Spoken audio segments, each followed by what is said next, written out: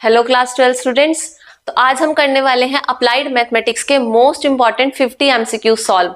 ये सभी एमसीक्यूज हमने लिए हैं पीवाईक्यूज में से, ताकि आप अपनी तैयारी को कर सकें एनालाइज कि किस टाइप के एमसीक्यूज सीबीएसई बोर्ड एग्जाम में आने वाले हैं और एंड आप उनको सॉल्व कर पाएंगे या नहीं कर पाएंगे। तो चलिए स्टार्ट करते हैं अपने फर्स्ट एमसीक्यू के साथ, जो कि हमारा रहेगा the last unit digit of 22 raise to the power 12। 22 raise to the power 12 में हमें लास्ट डिजिट इसकी फाइंड आउट करनी है।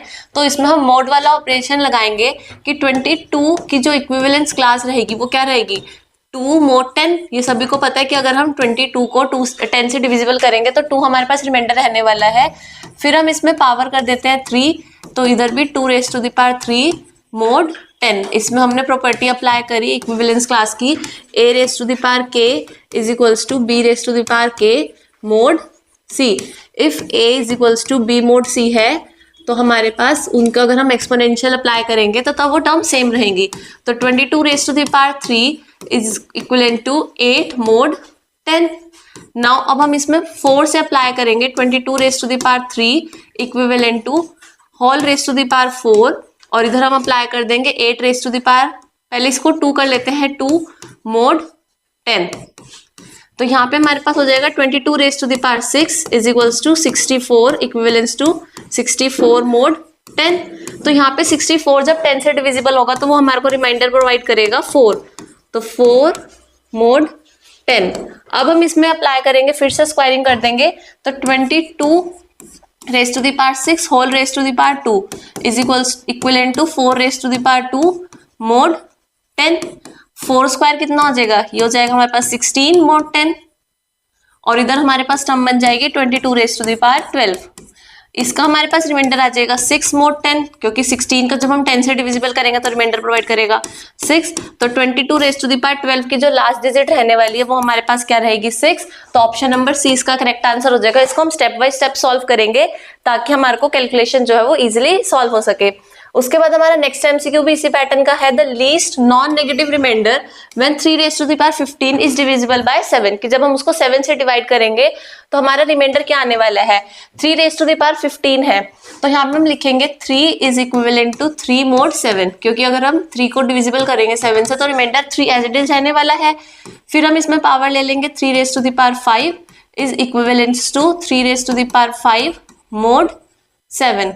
यहाँ पर हम 3 रेज़ टू द पावर 5 को कैलकुलेट कर देंगे, इसकी वैल्यू हमारे पास आ जाएगी 243 mod 7। 3 raise to the power 5 की वैल्यू कैलकुलेट कर देंगे, एंड जब हम 3 रेज़ टू द पावर 5 को मीन्स 243 को 7 से डिवाइड करेंगे तो 7 से इसको डिवाइड करने के बाद रिमाइंडर कितना हमारे पास आने वाला है, 7 3 ज़ा 21। यहाँ पे हमारे पास रिमाइंडर बचेगा 3, ऊपर से हम कैरी करेंगे 3, 7 4 ज़ा 28, तो रिमाइंडर आएगा 5। तो यहाँ पे इक्विवेलेंट टू 5 mod 7। अब हम इसमें कर देंगे 3 raise to the power 5 whole raise to the power 3 is equivalents to 5 raise to the power 3 mod 7। तो ये हो जाएगा 3 raise to the power 15 is equivalents to 125 mod 7। And जब 125 7 से डिविजिबल होगा तो वो हमारे को क्या रिजल्ट प्रोवाइड करेगा, 3 raise to the power 15 is equivalents to 125, and 7 को आप डिविजिबल करके चेक कर सकते हो हमारे पास कितना रिमाइंडर रहने वाला है, 7 1 जा 7 5 रिमाइंडर, एंड 7 7 जा 49। यहाँ पे हमारे पास रिमाइंडर आएगा 6 इज इक्विवेलेंट्स टू 6 mod 7। तो हमारे पास रिमाइंडर की वैल्यू कितनी आने वाली है, 6। तो सेकंड क्वेश्चन का भी आंसर हमारे पास हो जाएगा 6। सेकंड क्वेश्चन का भी option number C correct answer रहेगा। उसके बाद हमारा थर्ड एमसीक्यू है मैट्रिसेस चैप्टर में से, मैट्रिक्स ए और मैट्रिक्स बी गिवन है, हमें ए इंटू बी मीन्स मल्टीप्लाई करनी है दोनों मैट्रिक्स की। तो मैट्रिक्स ए और बी की जब हम मल्टीप्लाई करेंगे, taking the first row and first column, first row की फर्स्ट कॉलम से मल्टीप्लाई 1 इंटू -5 प्लस 0 इंटू -10। फिर फर्स्ट रो की हम करेंगे मल्टीप्लाई सेकंड कॉलम से, सो 1 इंटू 10 प्लस 0 इंटू -5। उसके बाद हम करेंगे बच्चों second row and first column, तो 1 into -5 and 2 into -5 plus 1 into -10। और फिर सेकंड रो की ही हम मल्टीप्लाई करेंगे सेकंड कॉलम से, तो -2 इंटू 10 प्लस 1 इंटू -5। तो इन सबको सिंप्लीफाई करने के बाद हमारे पास एलिमेंट आएगा -5, 10 एंड 0 यहाँ पर पास हो जाएगा 10, ये हो जाएगा -10 एंड -20 -5। तो हमारे पास एलिमेंट्स आने वाले हैं -5 10 -20 एंड -25। तो इसमें से हमारे पास ऑप्शन हो जाएगा, हम चेक करते हैं तो इसको करेक्ट करते हैं हमारी कैलकुलेशन को। फर्स्ट रो की हमने मल्टीप्लाई करनी है फर्स्ट कॉलम से, तो 1 इंटू -5, 0 इंटू -10। फिर हम करेंगे multiply first row and second column की, 1 इंटू 10 एंड 0 इंटू -5। फिर हम करेंगे सेकेंड रो और फर्स्ट कॉलम, तो -2, यहाँ पर -2 इंटू -5 आएगा एंड 1 इंटू -10। फिर हम करेंगे -2 इंटू 10 और 1 इंटू -5, तो ये हो जाएगा हमारे पास 10 -10, तो ये वाला एलिमेंट हमारे पास आएगा 0।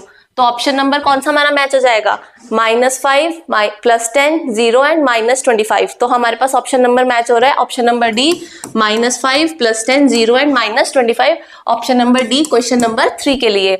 नेक्स्ट एमसीक्यू हमारे पास फोर्थ रहेगा, ये भी मैट्रिसेस चैप्टर में से है। तो मैट्रिसेस चैप्टर में हमारे पास 2 मैट्रिक्स इक्वल गिवन है, हमें एक्स एंड वाई की वैल्यूज फाइंड करनी है। तो सबसे पहले हम उन एलिमेंट्स को कंपेयर करेंगे जिसमें सिर्फ एक ही वेरिएबल हो। तो सबसे पहले हम x + 2 को 5 के इक्विवेलेंट कंपेयर कर सकते हैं, ताकि हमारे पास इजिली x की वैल्यू आ जाए 3। एंड ऐसे सेम हम लास्ट एलिमेंट को कंपेयर करेंगे, 3y + 1 = 16, so 3y = 15 and y की वैल्यू हमारे पास आ जाएगी 5। आप इसको अदर एलिमेंट्स में पुट करके चेक भी कर सकते हो। अगर x + y हमारे पास 8 गिवन है, तो 3 + 5 8 के इक्वल ही आ रहा है, एंड दूसरा 2x - y, ये वाला कॉरस्पॉन्डिंग एलिमेंट 1 के इक्वल हो जाएगा, तो 2 × 3 -5, तो 6 - 5 ये किसके इक्वल आएगा, 1 के। तो इसका मतलब x की वैल्यू 3 हमारे पास और y की वैल्यू 5 करेक्ट आंसर है, ऑप्शन नंबर ए एमसीक्यू नंबर 4 के लिए। Next question 5, the ratio in which a grocer mixes 2 variety of pulses costing 85 rupees and 100 rupees per kg respectively to get a mixture worth ₹92 rupees per kg। ये हमारा topic रहेगा allegation and mixture में से। तो हमारे पास 2 varieties है, first variety का price है 85 रुपीज, सेकेंड वेराइटी का प्राइस है 100 रुपीज, और वो इनको किस क्वांटिटी में मिक्स करे ताकि जो मीन प्राइस है वो 92 रुपीज हो जाए। यहाँ पे हम इसको बोलते हैं मीन प्राइस, सभी बच्चों ने चैप्टर पढ़ा होगा। ये हमारे पास प्राइस है, हमें इनकी क्वांटिटी की रेशियो निकालनी है, price of first, price of second. तो हम इसमें क्या करते हैं, इसको सब्ट्रैक्ट करेंगे, 100 और 92 का डिफरेंस कितना आ जाएगा हमारे पास, 100 - 92 करेंगे, ये हमारे पास आ जाएगा 8। यहाँ पे हम 92 - 85 करेंगे, ये हमारे पास आ जाएगा 7, और यही इनकी रेशियो हो जाएगी 8:7। ऑप्शन नंबर 20 का क्या हो जाएगा, करेक्ट आंसर। बहुत ईजी क्वेश्चन था। नेक्स्ट क्वेश्चन हमारे पास है, if modulus of x + 1 upon x + 1 is greater than 0 for all x belongs to r, कि अगर हम कोई भी रियल नंबर लेते हैं x की वैल्यू, तो ये पूरी वैल्यू क्या जनरेट करेगी, पॉजिटिव वैल्यू जनरेट करेगी। अब न्यूमरेटर और डिनोमिनेटर दोनों सेम टर्म्स हैं, बट ऊपर मॉडुलस वैल्यू है, नीचे सिंपल वैल्यू है, तो ये पॉजिटिव कब होगी। देखो अगर मैंने लिखा मॉडुलस ऑफ 5 अपॉन 5, तो ऑब्वियसली बात है वो +1 आएगा। और अगर मैंने लिखा मॉडुलस ऑफ -5 अपॉन -5, मीन्स यहाँ पे क्या हो जाएगा, ये तो पॉजिटिव हो जाएगा नंबर नीचे वाला, बट नेगेटिव है, तो ये क्या देगा, नेगेटिव रिजल्ट देगा। तो इसकी जो वैल्यू है वो पॉजिटिव कब आएगी, जब हमारे पास x + 1 क्या होगा, पॉजिटिव टर्म होगी। अगर हम x + 1 को नेगेटिव टर्म लेंगे तो हमारे पास आंसर भी नेगेटिव ही आएगा, जैसे मैंने अभी आपको एग्जांपल के थ्रू क्लियर करा। तो x + 1 को हमें पॉजिटिव कंसीडर करना पड़ेगा, तो x should be greater than -1। तो वो यही पूछ रहे हैं कि इसकी वैल्यू पॉजिटिव कब होगी, तो इसकी वैल्यू पॉजिटिव तब होगी जब x की वैल्यू -1 से ग्रेटर होगी। तो x should be -1 to infinity and open bracket आएगा, क्योंकि यहाँ पे सिर्फ ग्रेटर देन का साइन है, इक्वल्स टू का नहीं है। तो -1 टू इंफिनिटी ओपन ब्रैकेट वाला हमारे पास ऑप्शन नंबर 20 का क्या हो जाएगा, करेक्ट आंसर क्वेश्चन नंबर 6 के लिए। नेक्स्ट क्वेश्चन, क्वेश्चन नंबर 7 भी फिर से डिटर्मिनेंट्स वाली यूनिट में से आ गया। मैट्रिसेस के 2 एमसीक्यूज आ चुके हैं, हम नेक्स्ट वाले डिटर्मिनेंट्स में से है।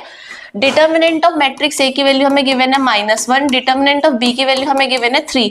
हमें 3 times of a into B का डिटर्मिनेंट फाइंड करना है।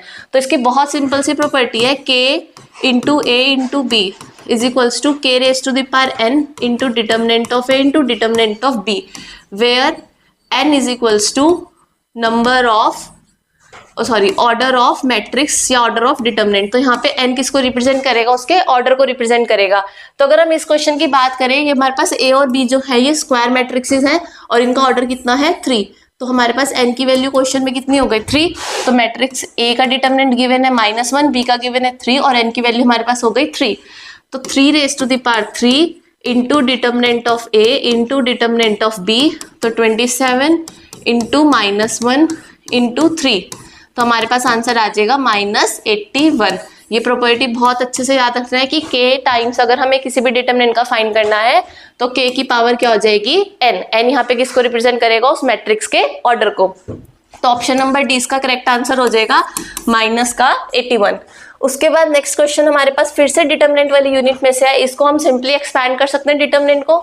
अगर हम इसको along the first row expand करेंगे तो 2 into x minus 9x minus 3 into x minus 4x and plus 2 into 9x minus 4x plus 3 किसके इक्वल गिवन है हमें, 0 के इक्वल। यहाँ से यहाँ तक तो डिटरमिनेंट का एक्सपेंशन हो गया। ये हमने 3 ऐड करा और इसकी वैल्यू किसके इक्वल दे रखी है, 0 के इक्वल। डिटरमिनेंट का एक्सपेंशन हमने किसके अलोंग करा, अलोंग R1 फर्स्ट रो के अलोंग करा। आप सेकंड रो, थर्ड रो या किसी भी एनी वन कॉलम 1 2 3 किसी के थ्रू भी एक्सपैंड कर सकते हो। तो यहाँ से हमारे पास रिजल्ट आने वाला है -8x, तो -8 into 2 16x minus 3 minus minus plus हो जाएगा 9x, ये हो जाएगा 5 into 2 10x plus 3 equals to 0। इसको हम सिंप्लीफाई करेंगे, 10 plus 9 19, 19 minus 16 3x is equals to -3। So x की वैल्यू हमारे पास आ जाएगी -1। x की वैल्यू हमें फाइंड करनी थी -1। ऑप्शन नंबर ए इसका क्या हो जाएगा, correct answer. Next question number 9 हमारे पास रहेगा मार्जिनल कॉस्ट और एवरेज कॉस्ट से रिलेटेड ही हमारा डिफरेंशिएशन का क्वेश्चन आ गया।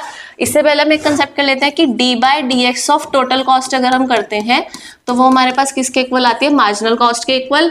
और एवरेज कॉस्ट का जो फॉर्मूला रहता है वो टोटल कॉस्ट को एक्स से, नंबर ऑफ यूनिट से हम डिवाइड कर देंगे तो हमारे पास क्या आ जाएगी, एवरेज कॉस्ट।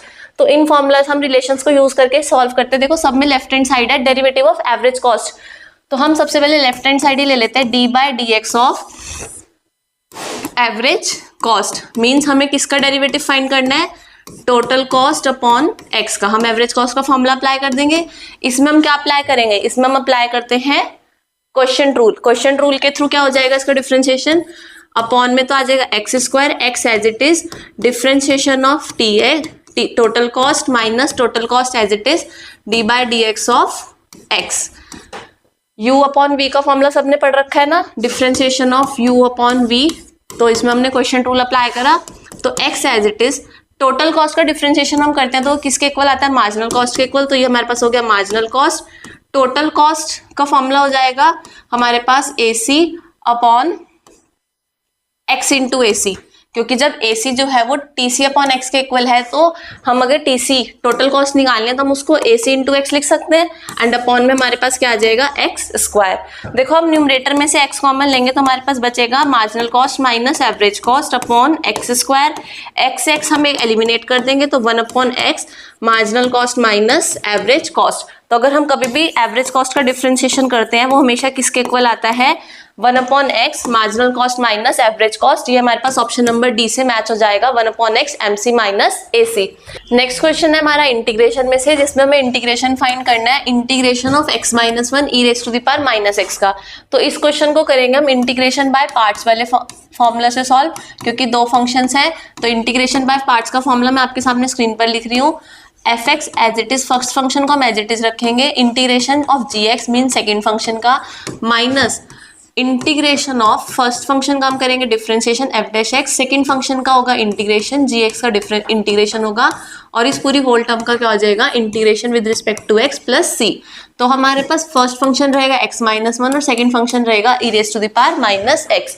तो हमारे पास इंटीग्रेशन इज इक्वल्स टू, सबसे पहले हम x माइनस 1 को as it is e raise to the power minus x dx minus x minus 1 का differentiation and e raise to the power minus x dx और dx plus c। ये हमने by parts apply करा तो x minus 1 इसका integration हम कर देंगे e raise to the power minus x minus, ये हो जाएगा 1 क्योंकि 1 माइनस 0, और ये हो जाएगा minus e raise to the power minus x dx plus c। तो हमारे पास आंसर आने वाला है, इसको सिंप्लीफाई करने के बाद ये यहाँ पर प्लस, इसका इंटीग्रेशन फिर से अगेन नेगेटिव हो जाएगा प्लस c। यहाँ से हम e raise to the power minus x common ले लेंगे विद नेगेटिव साइन, तो हमारे पास टर्म्स क्या बचेंगी, x minus 1 plus 1 plus c। ये 1 एंड 1 एलिमिनेट हो जाएंगे तो हमारे पास आंसर आ जाएगा x into e raise to the power minus x plus c। तो ऑप्शन नंबर c इसका करेक्ट आंसर हो जाएगा क्वेश्चन नंबर 10 के लिए। नेक्स्ट क्वेश्चन, क्वेश्चन नंबर 11 में हमें क्या फाइंड करना है, solution of the differential equation find करनी है। तो डिफरेंशियल इक्वेशन वाले चैप्टर का क्वेश्चन हो गया dx upon x is equals to minus dy upon y. ये टर्म को हम उधर शिफ्ट कर देंगे, taking integration both side, log x is equals to minus log y and plus log c। जब हम कांस्टेंट भी log के टर्म्स में ही ले लेंगे तो log x plus log y is equals to log c।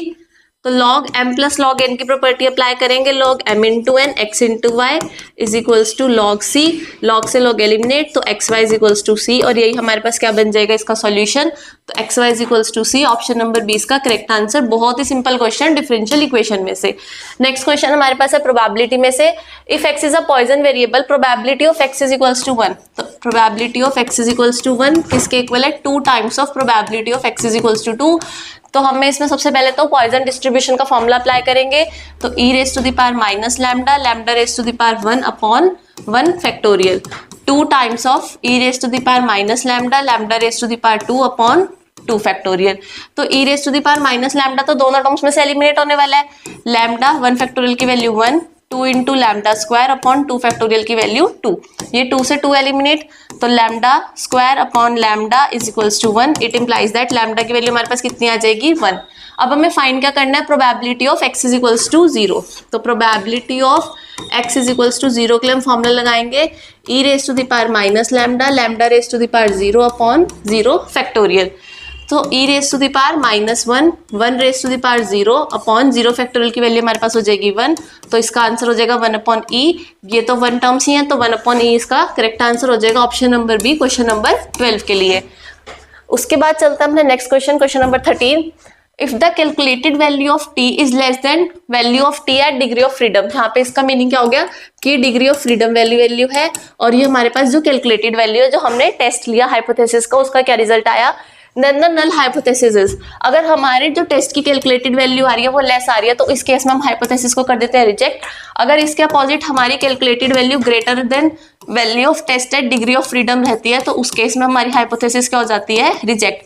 तो फिलहाल इस क्वेश्चन के लिए हमारा आंसर हो जाएगा एक्सेप्टेड, कि इस केस में हम हाइपोथेसिस को क्या कर लेते हैं, नल हाइपोथेसिस को एक्सेप्ट। नेक्स्ट क्वेश्चन भी हमारा इसी टॉपिक में से है, for testing the significance of difference between the mean of 2 independent samples. 2 samples है तो डिग्री ऑफ फ्रीडम हम कैसे कैलकुलेट करते हैं, तो डिग्री ऑफ फ्रीडम जिसको हम v से रिप्रेजेंट करते हैं वो हमारे पास रहेगी n1 प्लस n2 माइनस 2।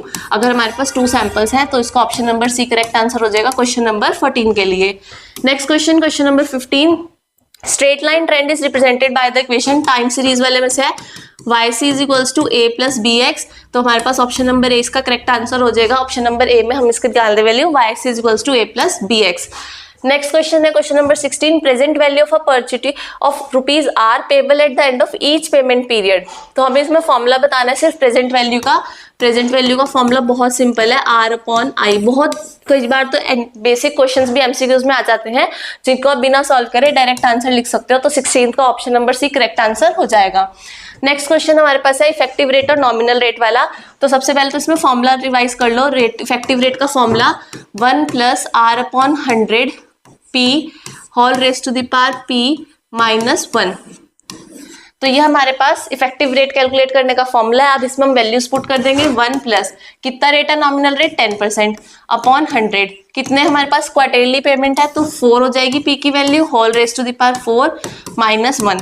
तो इसको सिंप्लीफाई करने के बाद हमारे पास आ जाएगा 41 upon 40 raise to the power 4 minus 1। 41 upon 40 को जब हम सिंप्लीफाई करेंगे 1.025 raise to the power 4 minus 1। अब इसकी जो वैल्यू आएगी वो हमारे पास कितनी आने वाली है, 1.0254 की। इसको आप कैलकुलेट कर सकते हो 1.0254 को या तो लॉगरिथम से, सभी ने उसमें सीखा था क्लास 11th में लॉगरिथम कैलकुलेट करना।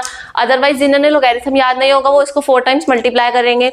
वैसे तो जनरली जो सीबीएसई के एग्जाम्स में ये वाली वैल्यूज रहती हैं कैलकुलेटेड रहती हैं, बट अगर कैलकुलेट नहीं आएगी तो आपको करनी पड़ेगी लॉगरिथम की हेल्प से। तो यहाँ पे इसकी वैल्यू हो जाएगी 1.1038 माइनस 1, तो इसकी वैल्यू आ जाएगी 0.1038। अगर हम इसको परसेंटेज में कन्वर्ट करेंगे तो 10.38% इसका इफेक्टिव रेट आ जाएगा। Option number B correct answer question number 17 के लिए।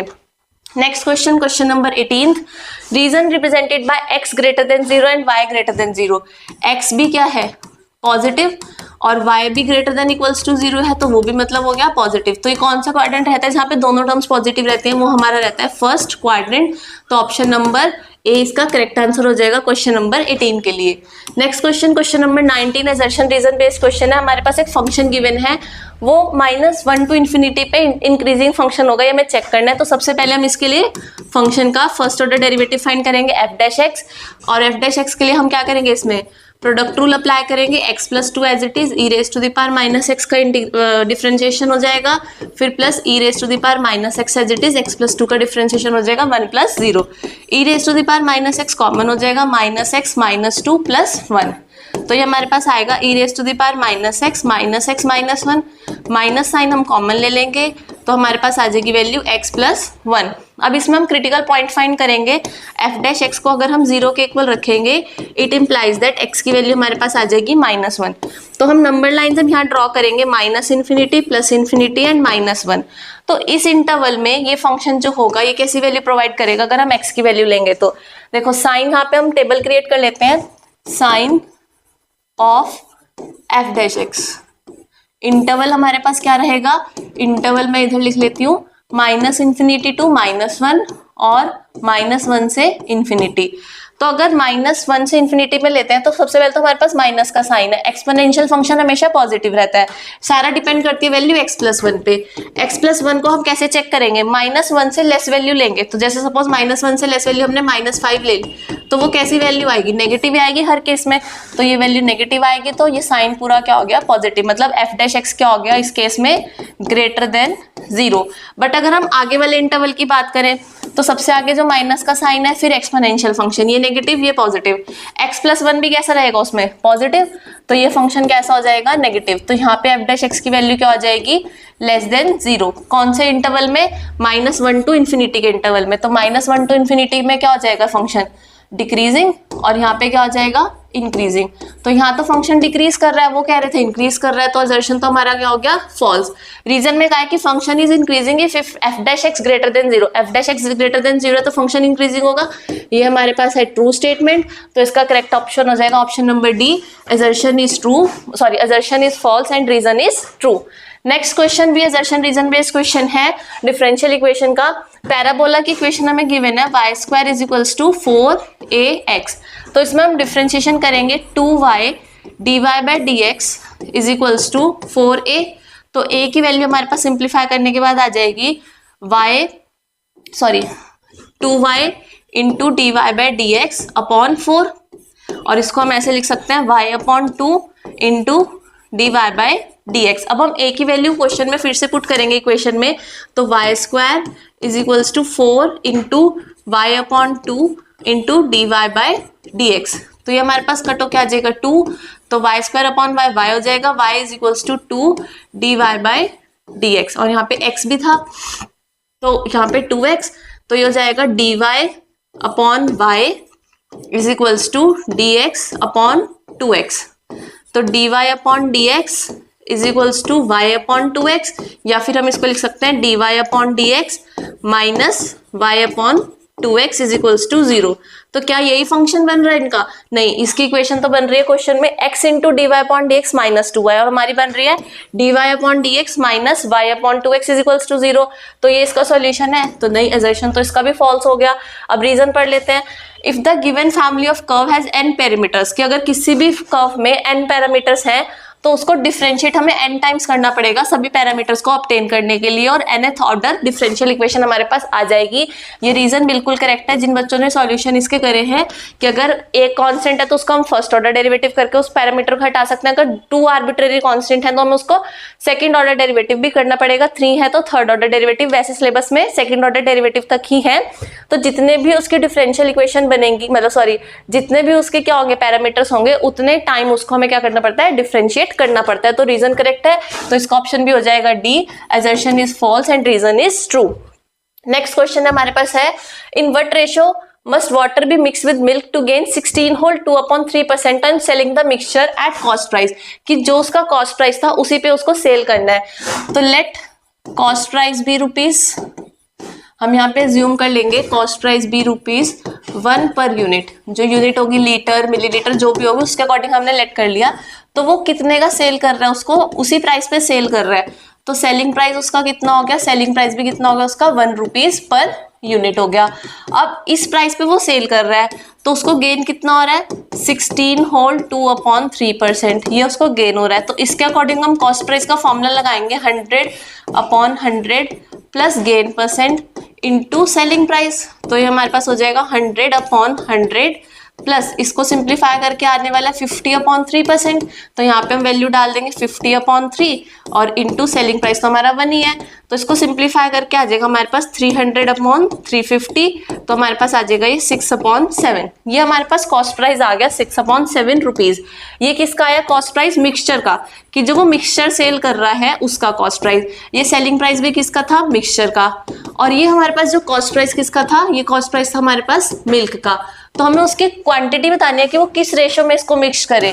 तो हम आ जाए एलिगेशन एंड मिक्सचर वाले टॉपिक पे। अब उसके पास हम मीन प्राइस कितना है कि वो किस प्राइस पे उसको सेल कर रहा है, वो सेल कर रहा है 6/7 प्राइस पे।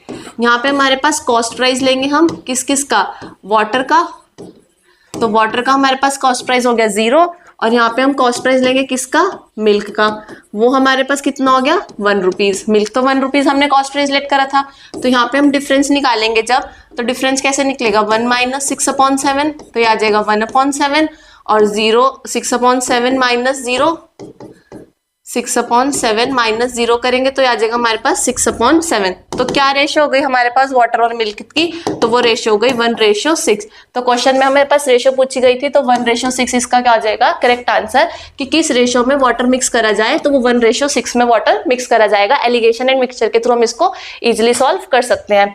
नेक्स्ट क्वेश्चन हमारे पास है रेस एंड गेम्स वाले चैप्टर एक्सरसाइज में से 100 मीटर रेस है, A can beat B by 25 metre. तो ए बी को 25 मीटर से बीट कर रहा है, तो A cover 100 metres, then B covers, तो उस टाइम में बी कितना कवर कर रहा है, 75 मीटर कवर करेगा। अब B can beat B C by 4 metre, अगर बी कवर करेगा 100 मीटर कवर करेगा, तो देन सी कितना कवर करेगा, 4 मीटर उससे कम कवर करेगा, इसका मतलब वो 96 मीटर कवर करेगा। अगर बी ने 75 ही कवर करा है तो सी ने कितना कवर करा होगा, तो यहाँ पे हम बी का 1 मीटर का रेशो निकाल देंगे कि अगर बी 1 मीटर कवर करेगा तो सी कितना कवर करेगा, सी कवर करेगा 96/100, और अगर ये 75 करेगा 75 तो सी कितना करेगा 96/100 इंटू 75। ये हमारे पास 25 के टेबल से एलिमिनेट हो जाएंगे, तो ये आ जाएगा 72 मीटर। कि अगर ए 100 करेगा कवर, बी करेगा कवर 75, तो सी कितना कवर करेगा, सी कवर करेगा 72। अब ए ने डिस्टेंस कवर करी 100 मीटर की और सी ने कवर करी 72 मीटर की, तो ए जो है वो सी को कितने डिस्टेंस से बीट करेगा, तो ए सी को कितने डिस्टेंस से बीट करेगा, वो हमारे पास आंसर आ जाएगा 28 मीटर। 100 और 72 दोनों के डिस्टेंसेस का हम कर देंगे डिफरेंस, तो हमारा आंसर हो जाएगा 28 मीटर। ऑप्शन नंबर 20 का करेक्ट आंसर। नेक्स्ट क्वेश्चन हमारे पास है मैट्रिसेस चैप्टर में से ए मैट्रिक्स गिवन है 4 1 3 एंड 2। आइडेंटिटी मैट्रिक्स तो सबको पता ही है क्या रहता है, a² - 6 से फाइंड करना है, तो उसके लिए पहले हम a² की वैल्यू निकाल देते हैं 4 1 3 2। इसकी अपने ही मैट्रिक्स से मल्टीप्लाई कर देंगे 4 1 3 2 से। मल्टीप्लीकेशन अभी हमने प्रीवियस क्वेश्चन में भी डिस्कस करी थी कि कैसे कैसे हमें दो मैट्रिक्स की मल्टीप्लाई करनी है। तो मल्टीप्लाई करके हमारे पास जो रिजल्ट आ जाएगा वो आपके सामने आएगा 19 6 18 एंड 7। ये हमारे पास a² की वैल्यू आ गई। अब a² - 6 से, तो a² - 6 से करेंगे तो 18 एंड 7 हमने a² मैट्रिक्स पुट करा 6 टाइम्स ऑफ a मैट्रिक्स, तो 24 6 और 18 एंड 12। यहाँ पे हमने माइनस कर दिया, 6 टाइम्स कर दिया मैट्रिक्स का। तो जब हम इनको माइनस करेंगे तो हमारे पास आएगा -5 0 0 एंड -5। अगर हम -5 कॉमन ले लें सारे एलिमेंट्स में से, तो 1 0 0 1, ये क्या बन गया हमारे पास आइडेंटिटी मैट्रिक्स, तो -5 into identity matrix. Option number B इसका करेक्ट आंसर हो जाएगा। नेक्स्ट क्वेश्चन हमारे पास रहेगा कौन से चैप्टर में से, ये फिर से मैट्रिसेस चैप्टर में से है। मैट्रिक्स ए हमें गिवन है, ए इनवर्स भी गिवन है, हमें इसमें जो मिसिंग टर्म है एक्स वो फाइंड करना है। इसमें हम एक प्रॉपर्टी अप्लाई करेंगे, ए इनवर्स का इन्वर्स अगर हम फाइंड करते हैं वो ए के इक्वल रहता है, तो हम ए इन्वर्स का इन्वर्स फाइंड कर लेते हैं। तो डिटर्मिनेंट फाइंड करेंगे पहले ए इन्वर्स का। डिटर्मिनेंट हमारे पास इसका क्या हो जाएगा, 1 × 2 - 0 × -1, तो 2 आ जाएगा डिटर्मिनेंट। अब इसका कोफैक्टर्स फाइंड करेंगे, तो कोफैक्टर्स a11 की वैल्यू आ जाएगी 2, a12 की वैल्यू हमारे पास क्या रहेगी, फर्स्ट और सेकंड कॉलम एलिमिनेट कर देंगे तो आ जाएगा +1, a21 की वैल्यू हो जाएगी 0 और a22 की वैल्यू क्या हो जाएगी 1। तो अब हमारे पास एडजॉइंट ऑफ ए इनवर्स, ए नहीं ए इनवर्स का एडजॉइंट हो जाएगा 2, 1, 0 एंड 1। तो ए इनवर्स का inverse is equals to 1 determinant of A inverse into adjoint of A inverse. हम इसकी वैल्यू फाइंड आउट करेंगे, तो 1/2 2 0 1 1, तो इसको सिंप्लीफाई करने के बाद आंसर आएगा 1 0 1/2 एंड 1/2। अब हम इसको ए मैट्रिक्स के इक्वल रखेंगे। ये किसके इक्वल होना चाहिए, मैट्रिक्स ए के इक्वल। तो मैट्रिक्स ए से इसको हम कंपेयर करेंगे, तो कंपेयर करने के बाद हमारे पास एक्स की वैल्यू क्लियरली आ रही है 1/2, क्योंकि यहाँ पे एलिमेंट्स है एक्स, यहाँ पे एलिमेंट है 1/2, तो एक्स की वैल्यू क्या हो जाएगी 1/2। ऑप्शन नंबर बी इसका क्या हो जाएगा करेक्ट आंसर। नेक्स्ट एमसीक्यू हमारे पास है इंटीग्रेशन में से। इंटीग्रेशन के करने से पहले हम इसको कर लेंगे सॉल्व, ताकि हमारे पास इंटीग्रेशन हो सके बहुत आराम से। कैसे करना है इसको सॉल्व, 2⁻2x इंटू 3⁻x, ये हमारे पास टर्म है। तो 2⁻2 whole raise to the power x into 3⁻x dx, तो ये हो जाएगा 4⁻x इंटू 3⁻x dx, और इसको हम लिख देंगे 12⁻x dx। एक्सपोनेंशियल की हमने यहाँ पे टर्म्स यूज करी, तो इंटीग्रेशन ऑफ a⁻x का formula a⁻x upon log a plus c, ये फॉर्मूला सबको याद रखना है। तो integration of 12⁻x is equals to 12⁻x upon log a plus c, ये हमारे पास क्या हो जाएगा आंसर। तो ऑप्शन नंबर कौन सा मैच हो जाएगा, ऑप्शन नंबर ए 12⁻x अपॉन log 12। यहाँ पे हमारे पास क्योंकि a की वैल्यू कितनी है 12 प्लस c, तो ऑप्शन नंबर ए क्या हो जाएगा इसका करेक्ट आंसर। नेक्स्ट एमसीक्यू हमारे पास है x प्लस वाई की वैल्यू 8 है, ये हमारे पास डेरिवेटिव वाले चैप्टर का क्वेश्चन है। x प्लस वाई की वैल्यू हमारे पास कितनी है 8, हमें x y की मैक्सिमम वैल्यू फाइंड करनी है। मैक्सिमम मिनिमम वैल्यू फाइंड करने के लिए हम डेरिवेटिव को अप्लाई करेंगे, तो y की वैल्यू हमारे पास हो जाएगी 8 - x। हम एक फंक्शन क्रिएट करते हैं x की टर्म्स में, x इंटू वाई, तो x की टर्म्स में क्रिएट करने के लिए यहाँ से हम y को कर लेंगे एलिमिनेट, तो हमारे पास फंक्शन बन जाएगा 8x - x²। ये हमारे पास फंक्शन की वैल्यू आई, और इसको हमें क्या करना है मैक्सिमाइज। तो चलिए मैक्सिमाइज करने के लिए पहले करते हैं इसका फर्स्ट ऑर्डर डेरिवेटिव। तो 8 - 2x फर्स्ट ऑर्डर डेरिवेटिव को हम रखेंगे 0 के इक्वल, स्टेप बाय स्टेप चलना है। तो यहाँ से हमारे पास x की वैल्यू आ जाएगी 4। अब करेंगे इसका second order derivative. Second order derivative हमारे पास हो जाएगा 8 - 2 × 1, तो 0, यहाँ पे हमारे पास आ जाएगा आंसर -2, यहाँ पे 8 का डेरिवेटिव हो जाएगा 0।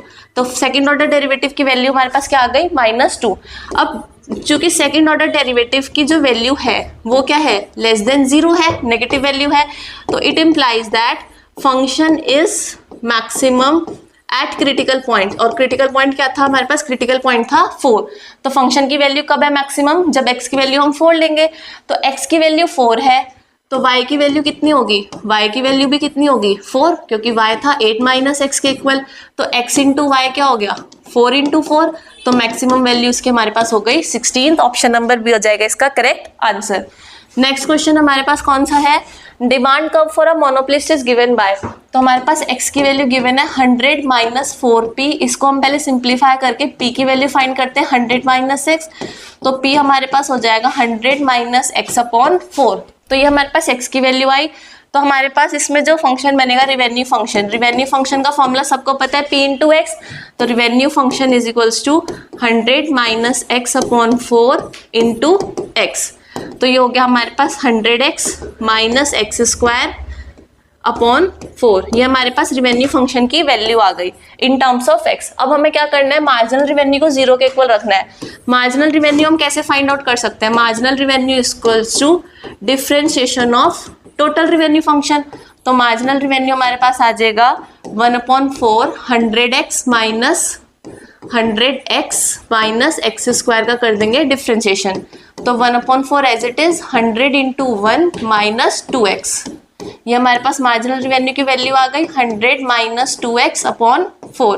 इसको रखना है किसके इक्वल 0 के इक्वल, तो 100 minus 2x is equals to 0, तो 2x इज इक्वल्स टू 100 और x की वैल्यू सिंप्लीफाई करने के बाद आ जाएगी 50 कि 50 यूनिट्स प्रोड्यूस अगर वो करेंगे तब उनका मार्जिनल रेवेन्यू कितना रहने वाला है 0, तो ऑप्शन नंबर डी इसका हो जाएगा करेक्ट आंसर। नेक्स्ट क्वेश्चन हमारे पास क्या रहेगा, रैंडम वेरिएबल एक्सरसाइज जो है प्रोबेबिलिटी के उसमें से है x takes the value -1, 0 and 1। तो हमारे पास रैंडम वेरिएबल का हम टेबल क्रिएट करते हैं। हमारे पास x की वैल्यूज क्या क्या है, -1 है, 0 है और 1 है। उसके साथ इसका मीन दे रखा है 0.6, तो मीन हम कैसे रिप्रेजेंट करते हैं, e of x is equals to 0.6 and probability of x is equals to 0।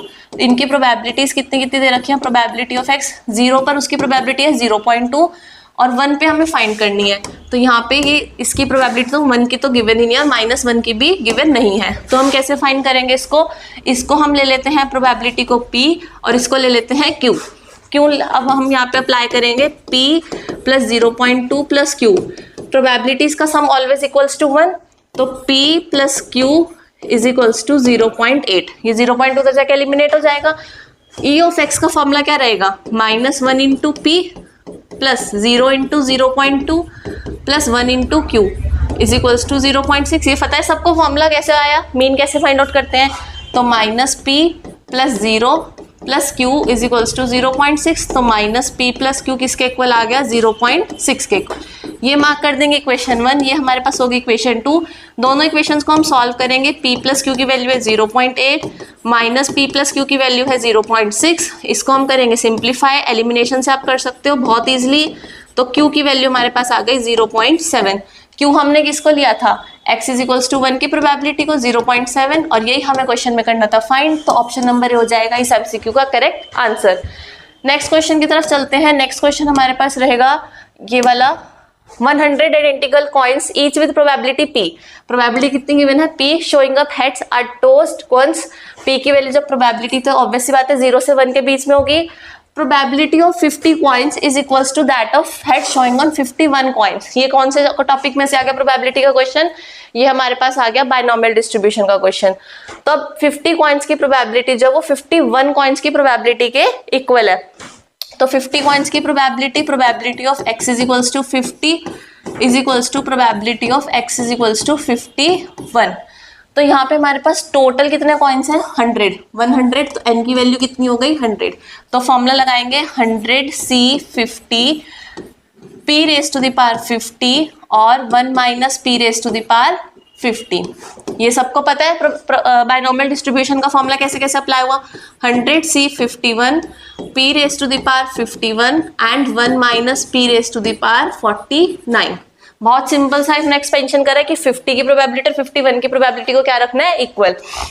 तो 100 factorial upon 50 factorial upon 50 factorial, p 1 minus p raise to the power 50 upon 1 minus p raise to the power 49। ये terms को हम कर लेंगे simplify, 100 factorial upon 51 factorial into 9 factorial into p raise to the power 51 upon p raise to the power 50। p वाली term को हम इधर shift कर दिया और 1 माइनस p को उधर शिफ्ट कर दिया। 100 फैक्टोरियल से 100 फैक्टोरियल एलिमिनेट, 1 अपॉन 50 फैक्टोरियल और एक 50 को हम एक्सपैंड करेंगे तो 50 इंटू 49 फैक्टोरियल, और यहाँ पे बचेगा 1 माइनस p अपॉन में 50 फैक्टोरियल को एक्सपैंड करेंगे 51 इंटू 50 फैक्टोरियल और 49 फैक्टोरियल, और यहाँ पे बचेगा p। पावर्स माइनस करके 1 पावर बचेंगे, 50 फैक्टोरियल और 49 फैक्टोरियल दोनों हो जाएंगे एलिमिनेट। तो यहाँ पे हमारे पास हो जाएगा 51 into 1 minus p is equals to 50p। अब इसको हम कर लेंगे सिंप्लीफाई, तो सिंप्लीफाई कैसे करेंगे, 51 minus 51p is equals to 50p। तो 51 इज इक्वल्स टू 101p, तो p की वैल्यू हमारे पास आ जाएगी 51 अपॉन 101, और यही हमें फाइंड करना था 51 अपॉन 101। ऑप्शन नंबर डी इसका करेक्ट आंसर हो जाएगा। सॉल्यूशन आपके सामने स्क्रीन पर है। चलते हैं अपने नेक्स्ट एमसीक्यू की तरफ। नेक्स्ट एमसीक्यू हमारे पास फिर से प्रोबेबिलिटी चैप्टर में से है, bomb dropped from a plane strikes the target is 4/5। तो ये हमारे पास कि वो सक्सेस हो रहा है, मीन्स वो स्ट्राइक कर रहा है, उसकी प्रोबेबिलिटी 4/5 है। तो फेलियर की प्रोबेबिलिटी बच्चों क्लियर है, 1/5 होने वाली है। Probability that out of 6 bombs, तो हमारे पास टोटल कितने बॉम्ब्स हैं, n की वैल्यू हो गई 6, एग्जैक्टली 2 बॉम्ब स्टॉक्स, तो हमें probability of x is equals to 2 find करना है। ये फिर से बायनॉमियल डिस्ट्रीब्यूशन का क्वेश्चन है। Probability of x is equals to 2, तो ये हो जाएगा nc2 6c2 p raise to the power, p की वैल्यू कितनी है 4/5 रेज टू द पावर 2 और 1/5 raise to the power 6 minus 2। ये प्रोबेबिलिटी डिस्ट्रीब्यूशन का फॉर्मूला अप्लाई करेंगे। 6 factorial, 2 factorial, 4 factorial, 4 square, 5 square, 1/5 raise to the power 4। इसका expansion हो जाएगा 6 इंटू 5 इंटू 4 फैक्टोरियल, नीचे 2 फैक्टोरियल की वैल्यू 2 इंटू 1 और 4 फैक्टोरियल, 4 स्क्वायर हो जाएगा 16 और 5 की पावर हो जाएगी 6। तो 4 फैक्टोरियल से 4 फैक्टोरियल कट, 2 और 16 को हम कर लेंगे सिंप्लीफाई, तो हमारे पास हो जाएगा 8 इंटू 6 और अपॉन में 5 रेज टू द पावर 5, क्योंकि ये वाला 5 इस वाले पावर में से एलिमिनेट हो जाएगा। तो आंसर आ जाएगा 48/5 raise to the power 5। Option number C हो जाएगा इस क्वेश्चन का करेक्ट आंसर। नेक्स्ट क्वेश्चन हमारे पास है, डायरेक्ट क्वेश्चन है ये तो। Specific characteristic of a sample, कोई भी एक सैंपल है उसके एक पर्टिकुलर कैरेक्टरिस्टिक को हम बोलते हैं स्टैटिस्टिक्स। तो ऑप्शन नंबर सी इसका करेक्ट आंसर। डायरेक्ट एमसीक्यू आप मार्क कर सकते हो। इसमें भी फॉर्मूला बेस्ड क्वेश्चन है। Test statistic for a one sample, कि अगर किसी भी वन सैंपल टी टेस्ट को हम डिनोट करते हैं तो टी टेस्ट के लिए हमारे पास फॉर्मूला रहता है x bar minus mu upon standard deviation upon root n। तो ऑप्शन नंबर ए इसका क्या हो जाएगा करेक्ट आंसर। डायरेक्ट मार्क करना है। नेक्स्ट क्वेश्चन हमारे पास है टाइम सीरीज में से n गिवन है, y गिवन है, sigma x y, sigma x square, sigma x, सारी वैल्यूज गिवन है। सिर्फ और सिर्फ आपको a भी कैलकुलेट करना पड़ेगा। a का फॉर्मूला हो जाएगा sigma y upon n, formula अच्छे से याद करके जाना। 84/6, तो ये हमारे पास आ गई 14, और b का हमारे पास फॉर्मूला रहता है sigma x y upon sigma x square, तो हो जाएगा 108/70, और इसको सिंप्लीफाई करके आपके पास आएगा 1.54। इसके आप कटिंग कर लोगे। Now y is equals to a plus b x, ये हम अप्लाई करेंगे तो 14 plus 1.54x। Option number A इसका क्या हो जाएगा करेक्ट आंसर। बहुत इजी क्वेश्चन है, बस आपको फॉर्मूलाज याद होने चाहिए। आप वैल्यूज डायरेक्ट पुट करोगे, सारी वैल्यूज कैलकुलेटेड है, आप डायरेक्ट वैल्यूज पुट करोगे और आंसर आपके पास आ जाएगा। नेक्स्ट क्वेश्चन हमारे पास है फाइनेंशियल मैथमेटिक्स यूनिट में से, हमारे पास 500 आर हो जाएगा। Payable at the end of each quarter will be 40,000, तो ये हमारे पास हो गई प्रेजेंट वैल्यू। तो हमें इसमें रेट फाइंड करना है, तो हम क्या फॉर्मूला अप्लाई करते हैं, P is equals to R upon I, तो 40,000 is equals to 500 upon I, तो आई किसके इक्वल हो जाएगा 500 अपॉन 40,000। अगर हम इसको सिंप्लीफाई करेंगे तो हमारे पास आ जाएगा i इज इक्वल्स टू 1/80। तो अब i कैसे कैलकुलेट होगा, क्योंकि ये क्वार्टरली है, तो जो भी रेट होगा उसको हम 400 से डिवाइड कर देंगे, इज इक्वल्स टू 1/80, तो r इज इक्वल्स टू 400/80, तो ये हमारे पास आ जाएगा 5% इसका रेट। ऑप्शन नंबर सी हो जाएगा इसका correct answer. Next question number हमारे पास है, इसमें इफेक्टिव रेट और नॉमिनल रेट का ही क्वेश्चन है। डायरेक्ट फॉर्मूला बेस्ड क्वेश्चन है, बस हमें नॉमिनल रेट दे रखा है r%, k times in a year, तो इफेक्टिव रेट बताना है। तो इफेक्टिव रेट का फॉर्मूला हमारे पास रहता है 1 minus r upon 100k raise to the power k minus 1, तो हम इसको अप्लाई करेंगे, यहाँ पे प्लस आएगा सॉरी, तो 1 plus r upon 100 k raise to the power k minus 1। Option number D match हो रहा है हमारा करेक्ट फॉर्मूले के साथ, तो ऑप्शन नंबर डी इसका हो जाएगा करेक्ट आंसर। नेक्स्ट क्वेश्चन हमारे पास डेप्रिसिएशन वाले में से टॉपिक में से है। एनुअल डेप्रिसिएशन किसी एसेट का 40,000 है, हर साल उस पर 40,000 डेप्रिसिएशन लगता है, और कितने साल तक लगता है 15 ईयर उसकी यूजफुल लाइफ है, तो 15 ईयर्स तक लगेगा। तो कितना डेप्रिशिएट हो गई वो एसेट, तो 40,000 इंटू 15, तो इतनी डेप्रिशिएट हो गई, मतलब वो एसेट 6 लाख तो डेप्रिशिएट हो गई। उसके बाद भी उसकी स्क्रैप वैल्यू 50,000 रुपीज है, तो 50,000 अभी भी उसकी वैल्यू है, तो उसकी जो टोटल वैल्यू होगी ओरिजिनल कॉस्ट वो कितनी होगी 6,50,000। ऑप्शन नंबर सी इसका क्या हो जाएगा करेक्ट आंसर। बहुत बेसिक सा क्वेश्चन था ये तो। नेक्स्ट क्वेश्चन हमारे पास है लीनियर प्रोग्रामिंग में से, number of solution of an LPP to minimise z is equals to 3x plus 2y। अभी हमारे पास कॉन्स्टेंट्स दे रखे हैं, तो इस कॉन्स्टेंट्स का जब आप ग्राफ बनाओगे x plus y greater than equals to 8, तो इस यहाँ पे हमारे पास हो गया origin x axis y axis, इसका ग्राफ जो बनेगा x plus y is equals to 8 का, ये बनेगा अपवर्ड द ओरिजिन के ऊपर वाली साइड बनेगा, और 3x plus 5y less then 15 का जो ग्राफ बनेगा वो बनेगा towards the origin, 3x plus 5y less than is equals to 15। तो इसमें कोई भी कॉमन रीजन नहीं आने वाला हमारे पास, इसका ग्राफ आप प्लॉट करके देख सकते हो। जब कोई कॉमन रीजन आएगा ही नहीं तो उसके नंबर ऑफ सॉल्यूशंस क्या हो जाएंगे 0। ऑप्शन नंबर डी क्या हो जाएगा इसका correct answer.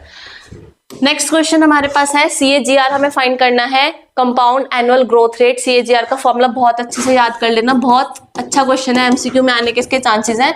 Future value upon present value raise to the power 1/n - 1, ये हमारे पास CAGR का फॉर्मूला हो जाएगा। क्वेश्चन में हमारे पास प्रेजेंट वैल्यू है 10,000, ग्रोज अप टू 60,000, ये हमारे पास फ्यूचर वैल्यू हो गई, और ये हमारे पास क्या हो गया n। तो यहाँ पे हम पुट कर देंगे 60,000 अपॉन 10,000 whole raise to the power 1/4 - 1, तो ये हमारे पास हो गया 6 रेज टू द पावर 1/4 - 1। इसकी वैल्यू हमें क्वेश्चन में गिवन है 1.56508 - 1, तो ये हमारे पास आ जाएगा 0.56508, और इसको हम रेट में कन्वर्ट करेंगे तो 56.508%।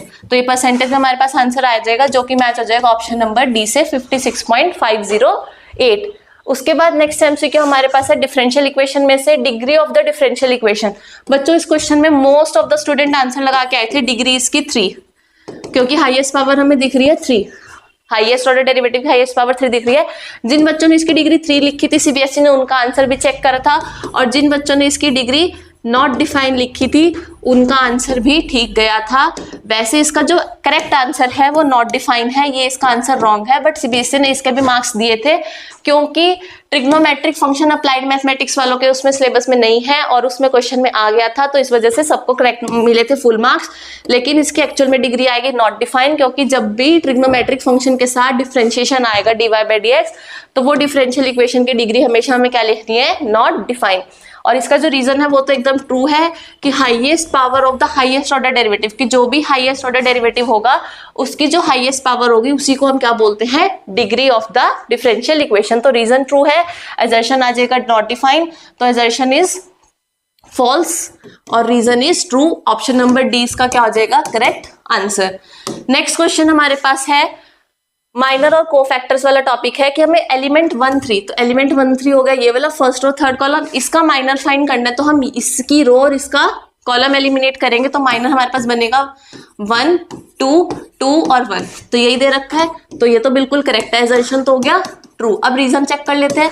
Minor of an element aij, तो aij हमें कोई भी एलिमेंट है उसका माइनर फाइंड करना है, determined obtain bye deleting the jth रो। अब हमें i रो डिलीट करनी थी और j कॉलम डिलीट करना था, यहाँ पे इन्होंने रीजन में क्या लिख दिया, उल्टा, तो रीजन क्या हो गया इसका फॉल्स, तो assertion is true but reason is false, तो इसका ऑप्शन नंबर हो जाएगा C, assertion is true but reason is false. Next question हमारे पास है एप्लीकेशन ऑफ इंटीग्रल्स है, एरिया फाइंड करना है bounded by the curve, curve की इक्वेशन है y is equals to √x, तो हम एरिया फाइंड करेंगे, x axis x is equals to 1 और x is equals to 4, so area will be integration of y with respect to x और limit हो जाएगी 1 to 4, तो 1 to 4 √x, y की value substitute कर देंगे dx। अब √x का इंटीग्रेशन क्या हो जाएगा, √x का इंटीग्रेशन हो जाएगा x की पावर 3/2 और लिमिट हो जाएंगी 4 और 1, तो 4 raise to the power 3/2 minus 1 raise to the power 3/2, ये हमारे पास हो जाएगा 2 raise to the power 2 into 3/2, यहाँ पे इसके अपॉन में भी 3/2 आएगा, इस 2/3 को हम सेपरेट लेते रहेंगे साथ में, तो 2/3 इंटू -1, तो ये हो जाएगा 2/3 इंटू 8 - 1, क्योंकि ये 2 से 2 एलिमिनेट हो जाएगा, 2 की पावर 3 कितना हो जाएगा 1, 8 - 1 हो जाएगा 7 और 7 2 14/3 square unit, option number C इसका करेक्ट आंसर। नेक्स्ट क्वेश्चन हमारे पास है sampling which provides for a non zero equal chance, तो नॉन जीरो इक्वल चांस हमारे पास इक्वल चांस में आ जाएगा सिस्टमेटिक सैम्पलिंग, क्योंकि इसमें जो ऑप्शंस है सिर्फ एक यही सैम्पलिंग है जो कि प्रोबेबिलिटी सैम्पलिंग का एग्जांपल है, बाकी कोटा हो गया, कन्वेनियंस हो गया और प्रोपेसिव हो गया, सब क्या है नॉन प्रोबेबिलिटी सैम्पलिंग के एग्जांपल्स हैं, तो ऑप्शन नंबर ए इसका करेक्ट आंसर हो जाएगा, क्योंकि प्रोबेबिलिटी सैम्पलिंग सिर्फ ऑप्शन में हमारे पास एक ही है। नेक्स्ट क्वेश्चन हमारे पास है कॉस्ट फंक्शन गिवन है, तो कॉस्ट फंक्शन कहाँ पे इंक्रीज हो रहा है कहाँ पे डिक्रीज, पहले हमें इसमें मार्जिनल कॉस्ट के वैसे भी बात करी है, तो पहले तो मार्जिनल कॉस्ट ही सबसे पहले फाइंड करी जाएगी, वो कैसे फाइंड होगी, d/dx ऑफ कॉस्ट फंक्शन, तो कॉस्ट फंक्शन का जब हम डेरिवेटिव करेंगे तो हमारे पास हो जाएगा 3x² माइनस 2x प्लस 2, ये हमारे पास आ गई मार्जिनल कॉस्ट की वैल्यू, तो ये हो गया x² माइनस 2x प्लस 2।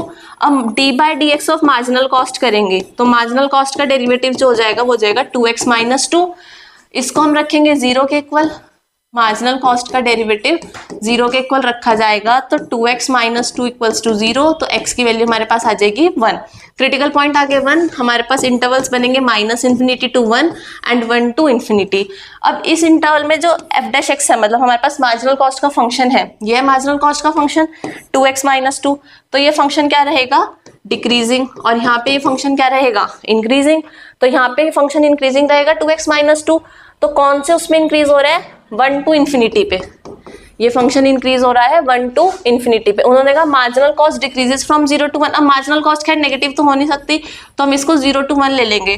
तो 0 टू 1 में तो ये क्या हो रहा है, डिक्रीज, यहाँ पे ये हो रहा है डिक्रीज, और 1 टू ∞ में क्या हो रहा है, इंक्रीज। तो क्वेश्चन में कहा है 0 टू 1 पे वो डिक्रीज हो रहा है ना, फॉल्स है। 0 टू 1 में तो हाँ, 0 टू 1 में तो वो डिक्रीज ही तो हो रहा है, एंड देन इंक्रीजेस, और उसके बाद 1 के बाद वो क्या हो रहा है, इंक्रीजेस। तो ऑप्शन नंबर ए इसका क्या हो जाएगा, करेक्ट आंसर, कि 0 से 1 तक में तो वो क्या हो रहा है, डिक्रीज, और उसके बाद वो क्या होता चला जाएगा, marginal function increase. Next question हमारे पास है एब्सोल्यूट मिनिमम वैल्यू का। तो एब्सोल्यूट मिनिमम वैल्यू फाइंड करने के लिए भी हमें इसका क्या करना पड़ेगा, f dash x 4 into minus 1 1/2 into 2x, 2 से 2 एलिमिनेट, तो ये आ जाएगा 4 माइनस एक्स। अब हम क्रिटिकल पॉइंट फाइंड करेंगे, f डैश x को 0 के इक्वल रखेंगे तो x की वैल्यू आ जाएगी 4। अब x की वैल्यू हमारे पास 4 आई, तो हम जो बाउंड्री पॉइंट्स थे, बाउंड्री पॉइंट्स क्या थे, -2 था, और दूसरा क्या था 9/2, और जो क्रिटिकल पॉइंट आया 4। इन तीनों पॉइंट्स पे हम fx की वैल्यू फाइंड करेंगे, तो fx हमारे पास हो जाएगा 4 इंटू -2 माइनस 1/2 इंटू -2², तो ये हो जाएगा -8, ये -2, तो ये आ गया हमारे पास -10। इस पॉइंट में हम चेक करेंगे तो 4 इंटू 4 माइनस 1/2 इंटू 4², तो ये हो गया 16 माइनस 8, तो इसकी वैल्यू हमारे पास आ जाएगी 8। और 9/2 पे चेक करेंगे तो 4 इंटू 9/2 माइनस 1/2 इंटू 9/2 का स्क्वायर, तो ये हो जाएगा 18 माइनस 9/4 इंटू 2 8, तो ये हमारे पास आंसर आ जाएगा, डेसिमल में आ जाएगा, इसको कन्वर्ट कर लेंगे आंसर 18, तो यहाँ पे हमारे पास आंसर आ जाएगा 8। इसमें हम ले लेंगे एलसीएम, और एलसीएम लेने के बाद इसको फाइंड कर दोगे तो ये वैल्यू आएगी पॉजिटिव। तो ये भी पॉजिटिव है, ये भी पॉजिटिव है, हमें फाइंड करनी थी मिनिमम वैल्यू। तो मिनिमम वैल्यू हमारे पास कितनी है, -10, तो ऑप्शन नंबर सी इसका करेक्ट आंसर हो जाएगा कि मिनिमम वैल्यू इसकी कितनी रहेगी, -10। नेक्स्ट क्वेश्चन की तरफ चलते हैं। हमारे पास नेक्स्ट क्वेश्चन फिर से टी टेस्ट का क्वेश्चन है कि अगर किसी भी सैंपल का साइज 225 है तो उसकी डिग्री ऑफ फ्रीडम की वैल्यू हमारे पास फॉर्मूला क्या रहेगा, n-1, तो 2025 -1 2024, ऑप्शन नंबर डी इसका क्या हो जाएगा, करेक्ट आंसर। नेक्स्ट क्वेश्चन हमारे पास है लीनियर प्रोग्रामिंग में से। क्वेश्चन में पूछा गया है which of the following inequality may be remove so that the feasible region remains the same. अब फिजिबल रीजन सेम रहेगा, फिजिबल रीजन है कौन सा, इसके राइट वर्ड शेड हो रहा है और इसके अपवर्ड शेड हो रहा है। तो अगर हम ये वाला कांस्टेंट एलिमिनेट भी कर दें तब भी फिजिबल रीजन यही वाला रहेगा, तो ये वाला कांस्टेंट जो है इसको एलिमिनेट करके भी हमारे पास फिजिबल रीजन में कोई चेंज नहीं आने वाला है। तो ऑप्शन नंबर ए इसका करेक्ट आंसर हो जाएगा x + 2y > 3। नेक्स्ट क्वेश्चन हमारे पास है प्रोबेबिलिटी में से ही है फिर से, player rolls 1 fair die if the die show an odd number. बहुत अच्छा एमसीक्यू है, ध्यान से समझना। अब डाई जब वो रोल करेगा तो वैल्यूज क्या क्या आ सकती हैं, 1 2 3 4 5 एंड 6, ये सब नंबर्स पॉसिबल हैं। वो कह रहे हैं कि अगर उसका ऑड नंबर आता है player wins the value, means अगर 1 आएगा तो उसको कितने रुपीज मिलेंगे, 1 रुपीज, 3 आएगा तो 3 रुपीज, और 5 आएगा तो उसको 5 रुपीज मिलेंगे। But else losses half the value that appears on it, और अगर इसके अलावा और कोई नंबर आता है तो जितना उसका नंबर है उसको हाफ उसको लॉस हो जाएगा। मीन्स अगर 2 आया तो उसको कितने का लॉस होगा, 1 का। अगर 4 आया तो उसका लॉस हो जाएगा -2, और 6 आया तो उसका लॉस हो जाएगा -3। ये उसका लॉस आ रहा है, तो ये हमारे पास क्या हो गई, रैंडम वेरिएबल की वैल्यू हो गई x की, और इन सब प्रोबेबिलिटी ऑफ x, इन सब के आने के चांसेस इक्वल है, तो 1/6 1/6 1/6 1/6 1/6 और 1/6, सबकी प्रोबेबिलिटी तो सेम रहेगी। हमें फाइंड क्या करना है, एक्सपेक्टेड गेन, मीन फाइंड करना है। तो xi इंटू पी फाइंड करेंगे तो यह हमारे पास हो जाएगा 1/6 -1/6 3/6 -2/6 5/6 and -3/6। Expected mean, expected gain का फॉर्मूला हो जाएगा सिग्मा xi इंटू पी, इन सब का सम कर देंगे 1/6 -1/6 3/6 -2/6 5/6 माइनस 3/6, तो इन सब का सम आ जाएगा हमारे पास 3/6, 1/2 इसका करेक्ट आंसर हो जाएगा ऑप्शन नंबर सी। बहुत अच्छा और बहुत डिफरेंट सा क्वेश्चन है, लेकिन इजी बहुत है, तो इसको ध्यान से समझ लीजिएगा। नेक्स्ट क्वेश्चन हमारे पास है, मशीन के ओरिजिनल कॉस्ट गिवन है 12 लाख रुपीज, उसकी scrap value after useful life of 3 year is 3 lakh. अब 12 लाख की उसकी वैल्यू थी, 3 लाख उसकी स्क्रैप वैल्यू है, मतलब मशीन कितनी डेप्रिशिएट हो गई, 9 लाख रुपीज डेप्रिशिएट हो गई। कितने ईयर्स में डेप्रिशिएट हुई, 3 ईयर्स में। तो ईच ईयर में कितनी डेप्रिशिएट हुई, 3 लाख रुपीज डेप्रिशिएट हुई। तो 3 लाख रुपीज हमारे पास ये क्या आ गया, एनुअल डेप्थ आ गया 3 लाख रुपीज। तो 2 ईयर्स के बाद उसकी वैल्यू कितनी रहेगी, 12 लाख उसकी ओरिजिनल कॉस्ट थी। एक साल में 3 लाख डेप्रिसिएशन लग रहा है, 2 साल में कितना लगेगा, 6 लाख। माइनस कर देंगे 6 लाख उसमें से, डेप्रिसिएशन माइनस करके उसकी वैल्यू कितनी बची होगी 2 ईयर्स के बाद। 2 ईयर्स के बाद उसकी वैल्यू बची होगी 6 lakh rupees. Option number C क्या हो जाएगा इसका करेक्ट आंसर। नेक्स्ट क्वेश्चन हमारे पास है, एक कर्व गिवन है, पैराबोलिक पाथ है, y is equals to 6x minus x square minus 8 का। अब हमें इसमें क्या फाइंड करना है, स्लोप फाइंड करना है 3,1 पे। तो स्लोप का मतलब सिंपल क्या हो गया, dy/dx फाइंड कर देंगे। तो dy/dx is equals to 6 × 1 minus 2x minus 0, और किस पॉइंट पे फाइंड करना है, dy/dx when x is equals to 3। यहाँ पे y तो सब्सटीट्यूट करने की जरूरत नहीं है, तो 6 माइनस 2 × 3, तो 6 माइनस 6 क्या आ जाएगा हमारे पास आंसर उसका 0। तो ऑप्शन नंबर ए क्या हो जाएगा इसका करेक्ट आंसर। नेक्स्ट क्वेश्चन हमारे पास कौन सा है कि लार्ज कंसाइनमेंट है, electric bulbs 5% of the batch of the batteries are defective. तो प्रोबेबिलिटी हमारे पास क्या हो गई, 5% मीन्स 5/100, इसको आप लिख सकते हैं 1/20। A random sample of 80 is taken, number of sample कितने हो गए 80। Then the variance of the number of defectives, तो वेरिएंस हमें फाइंड करना है, और वेरिएंस का फॉर्मूला सभी को पता है NPQ। N की वैल्यू हमारे पास है 80, P की वैल्यू है 20, और Q हम कैसे फाइंड करते हैं 1 माइनस P। तो 1 माइनस 1/20 कितना हो जाएगा 19/20। तो यहाँ पे हम पुट कर देंगे 19/20, और ये हो जाएगा एलिमिनेट 4 से, ये 5 से, सॉरी 4 से, तो 19/5 इसका वेरिएंस हो जाएगा। ऑप्शन नंबर बी क्या हो जाएगा इसका करेक्ट आंसर।